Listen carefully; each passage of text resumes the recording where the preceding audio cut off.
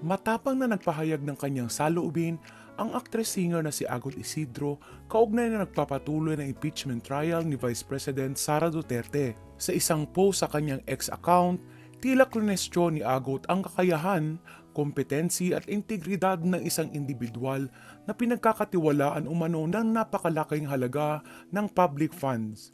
Dahil dito, inakala ng ilang netizens na ang kanyang mga pahayag ay patungkol kay Gina Acosta, dating Office of the Vice President Special Disbursing Officer o SDO.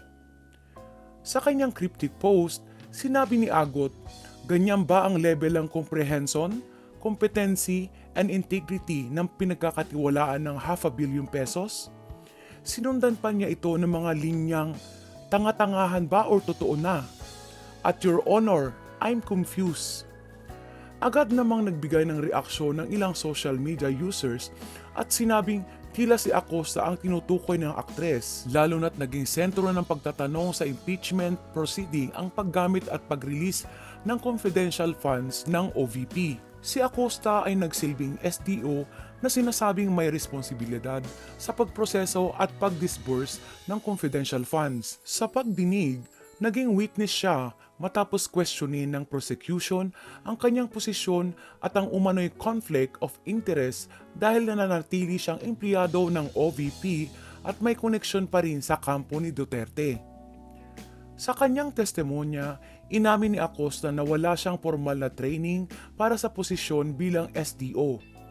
Sinabi rin niyang hindi niya alam kung bakit siya ang napili upang humawak at mag-manage ng confidential funds.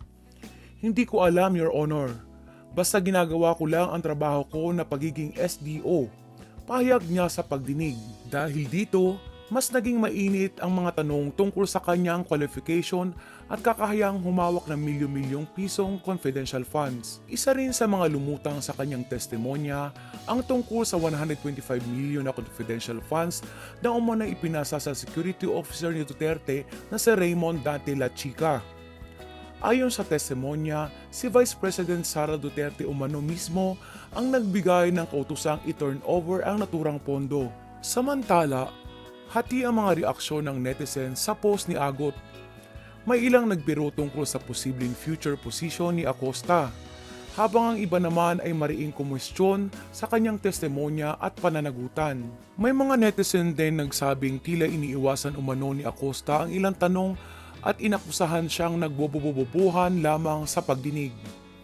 Gayunpaman, ang mga pahayag na ito ay mga opinyon at reaksyon lamang ng mga social media users at hindi automatiko nagpapatunay ng anumang pagkakasala.